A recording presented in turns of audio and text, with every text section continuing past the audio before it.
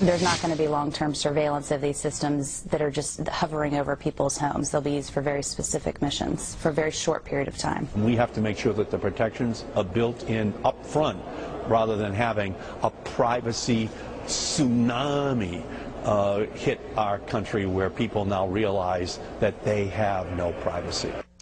Well, there was a statement on the FAA website that said that they are streamlining the process for public agencies to fly unmanned aerial surveillance planes, drones, inside the U.S. What about this? We're back with the panel. Raised a lot of eyebrows up on Capitol Hill, Charles. It should. I'm going to go hard left on you here. I'm going to go ACLU. I don't want regulations. I don't want restrictions. I want a ban on this. Drones are instruments of war. The founders had a great aversion to any instruments of war, the use of the military, inside of the United States. They didn't like standing armies.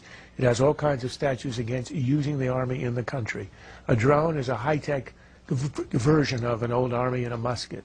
It ought to be used in Somalia to hunt the bad guys, but not in America. I don't want to see it hovering over anybody's home.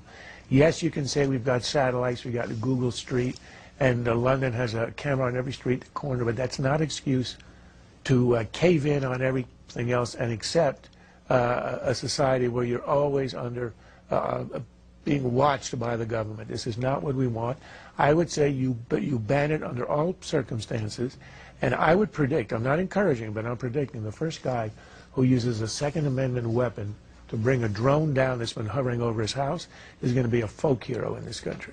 I don't know if you can do that. Aren't they awfully high up? Well, you may have to use a lot of them. You may have to use a very high-powered one. You may have to use a bazooka.